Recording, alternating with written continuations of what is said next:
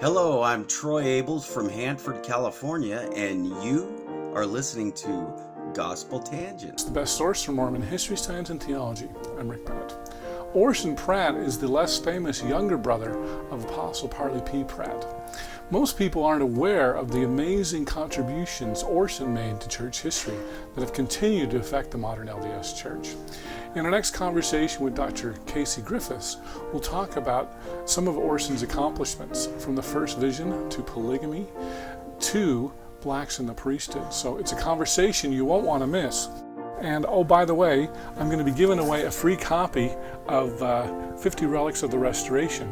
So if you haven't signed up, make sure you sign up, because I'm going to be giving away a copy of this very soon, and you don't want to miss the deadline. So sign up at gospeltangents.com/Casey, that's C-A-S-E-Y, and you could win this copy, an autographed copy of Casey's book, 50 Relics of the Restoration. Sign up today. Now back to our conversation. The church is deeply involved in marriage and the protection of marriage, and that has caused us maybe to shy away a little bit from discussing plural marriage and how plural marriage worked in the church. Well, to a 19th century member of the church, plural marriage was a big deal. You know, it was the marriage system, it was important. Not everybody practiced plural marriage, but everybody defended it. And we wanted a couple things that kind of showed how that worked. So in our events book, we put in Orson Pratt's announcement of plural marriage. Partially because we felt like Orson was a really interesting person to have been chosen to make the public announcement in defense of plural marriage. Is there a good biography? Because I think he is one of the undersold, important members of the church. He's a huge figure, yeah. And there is a good biography. Breck England wrote a book called The Life and Thought of Orson Pratt that I think is great. Huh. Apparently someone's writing a biography now. I can't remember his name. But maybe in a couple of years we'll get another good one. But I think Breck England's is really good. And he addresses a lot of the issues that a 19th century church member faced, which Orson Pratt is a good example of. You've had podcasts on this before, I know, but Orson Pratt almost leaves the church. Well, he does leave the church. He's excommunicated because of complications over plural marriage, because of his wife, Sarah Pratt. He may have tried to commit suicide. They were worried for a little while there. 10 years later, he's the person that's chosen to publicly announce the practice of plural marriage, and then he becomes known as the most famous intellectual defender of plural marriage. That's an interesting journey in 10 years, right? And Breck, who you should get on this and you should talk to him about it, goes through a couple questions. Like, one of the big wrestles Orson Pratt often had to answer for people was, if I don't enter into plural marriage, does that mean I'm not going to go to the celestial kingdom? Like in the 19th century, some church members wrestled with the question of, is it eternal marriage or is it plural marriage that's essential for salvation? And Orson Pratt was the person that mediated those questions. The conclusion he came to was, it's celestial marriage, it's not plural marriage. That's essential for salvation, which is relief because most church members weren't practicing plural marriage. Was that controversial with Brigham? Because it seems like, especially the reading of 132, it's required, especially in the 19th century. Yeah. I mean, we downplay that now in the 20th and 21st century, but... Yeah, and I think Orson Pratt's relationship with Brigham Young is fraught, to say the least. They have a complicated relationship. The more I learn about Orson Pratt, I get so excited. I mean, I just interviewed Stephen Harper, and he told me that Orson Pratt was the guy who really pushed the first vision as an important event. And if it weren't for him, we might not have that emphasis on the first vision. Yeah, Orson Pratt publishes the first published account of the first vision in 1840. We don't always recognize that because there's accounts written in 1832, 35, and 38 by Joseph Smith, but not published. Right. Joseph Smith, one's in his journal, one's a private history that's never published, and one is a history that Joseph Smith doesn't publish in his own lifetime, so it's Orson Pratt that first gets the story out there. There's also significant evidence that Orson Pratt authored the Articles of Faith, that Joseph Smith was working off an earlier declaration of faith that Orson Pratt had written, that Joseph kind of revised it and shaped it up and then put it in the Wentworth letter. Oh, I didn't know that. So Orson Pratt, is a huge deal. Well, and my other huge thing, I have a episode with Paul Reeve where I said becoming a fanboy of Orson Pratt because he argued with Brigham Young about whether slavery should be legalized. Yeah. But not only that, he voted against the city of Fillmore and Cedar City because the city charters did not allow black men to vote. Yeah. And I was like, are you kidding me? This is 1852. Are you kidding me? This is before the Civil War. Yeah, and it seems like Orson Pratt is, you know how in every group you've got like the guy that's in charge and then the person that's always raising questions. It seems like Orson Pratt took on that role. Like when it came to the priesthood policy, he seems to be the most prominent figure that's pushing back against it. Wouldn't he have been prophet if he weren't excommunicated? Because he lost his seniority. Yeah, that's another thing we strongly considered putting in the book. Before Brigham Young died, he reorganized the Quorum of the 12 by continuous service. Right. So if you're going by continuous service or original service, Orson Hyde and Orson Pratt are both original members of the first Quorum of the 12 Apostles in this dispensation. But Brigham Young comes out and basically says both Orson Hyde and Orson Pratt had been excommunicated.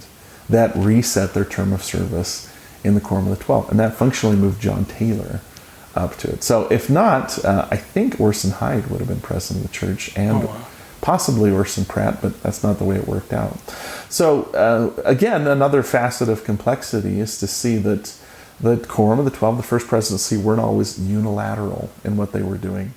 And while we're holding up Orson Pratt as like the hero of plural marriage and race and the priesthood, there were a couple other hero places. Of plural marriage. Not the hero, but like the person who's saying, hey, if you're not practicing plural marriage, it's okay. Right. There's other places where I think Orson Pratt pushed back against Brigham Young and was wrong. Orson Pratt didn't think they should reorganize the First Presidency. After Joseph Smith died, the 12 acted as kind of a group of equals, right, with Brigham Young as the presiding officer, but a couple things made Brigham Young think there needs to be a First Presidency. There needs to be like a quorum above the 12 that directs the church so that the 12 can be free to go on missions. Orson Pratt, it appears, was very much opposed to that.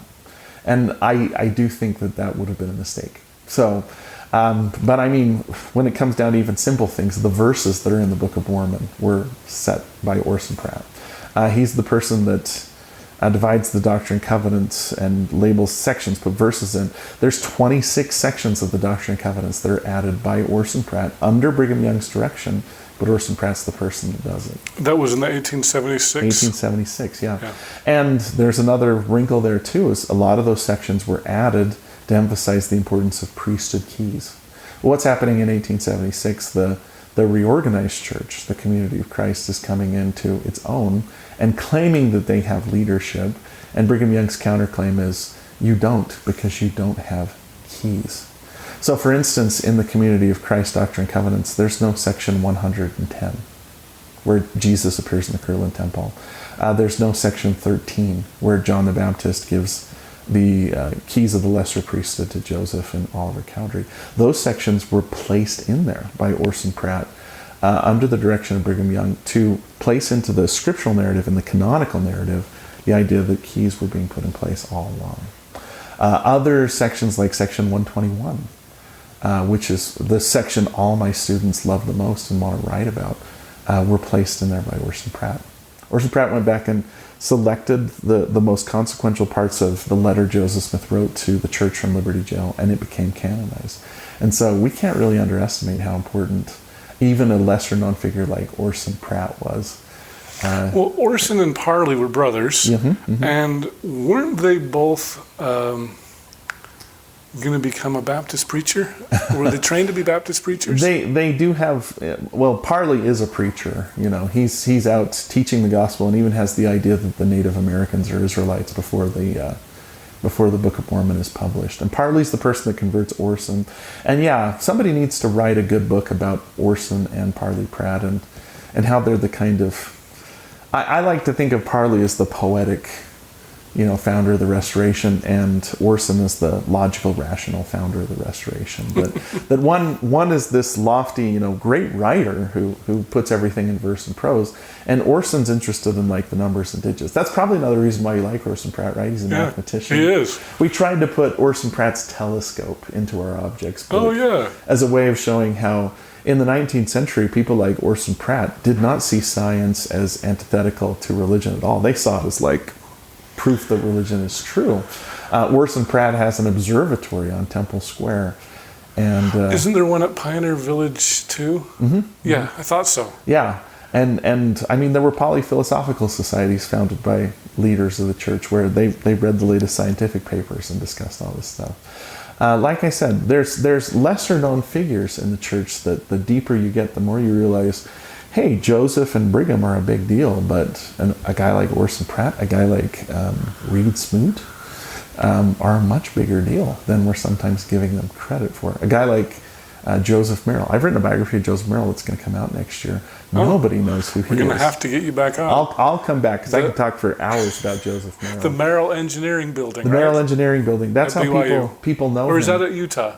It's up at the University of Utah. Yeah, that's right. Yeah, ironically, there's no structure named after Joseph Merrill at BYU, even though he saves BYU. But these lesser figures that people need to get out and explore. And so sometimes when I'm talking to like a grad student or an undergrad that really loves history and they're like, I'm going to write the biography of Joseph Smith, I'm like, hey, that's awesome. But we've got some good stuff on Joseph Smith. Have you written anything about Erastus Snow?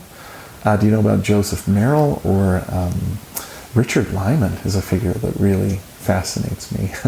He was the apostle that got excommunicated for polygamy. Last apostle to be excommunicated, and there's a really complex story there too. Oh, like I said, that was what some of the conversations were like when we were putting together 100 events, where I wanted to say, what if we talk about Richard Lyman's excommunication?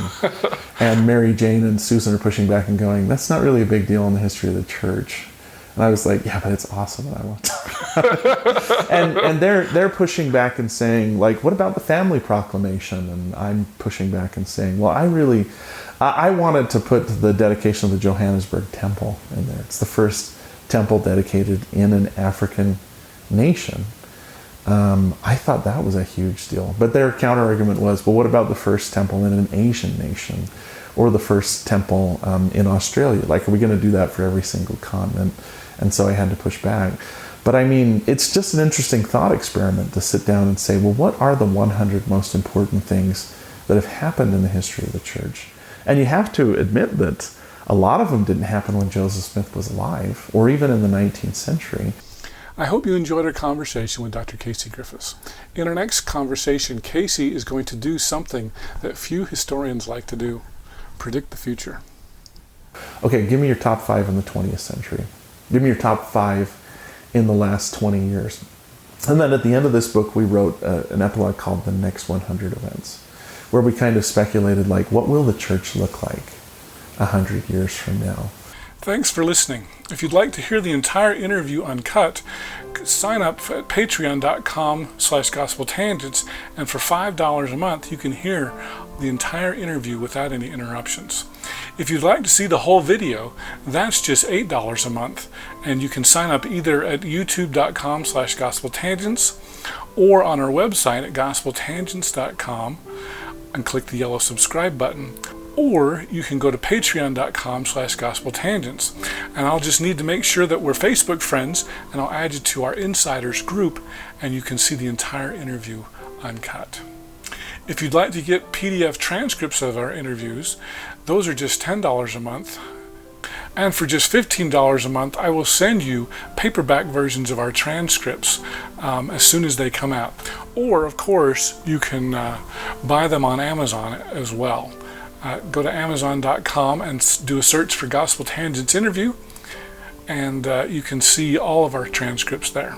Don't forget to sign up for our updates at Facebook.com/gospeltangents. Of course, you can follow us at Gospel Tangents on Twitter. To hear our interviews updated to your podcast player, go to tinyurl.com/gospeltangents, and make sure you give us a 5-star review. And of course, you should show your support for Gospel Tangents with one of these cool t-shirts, like this green one, or light blue, sport gray, royal blue, purple, of course black, beautiful gold, and of course Utah red. I've probably left out some colors, but if you want to see more, go to gospeltangents.com/shop and you can get one of these. So once again, thanks for listening. Click here to subscribe, here for a transcript, and over here we've got some more of our great videos. Thanks again.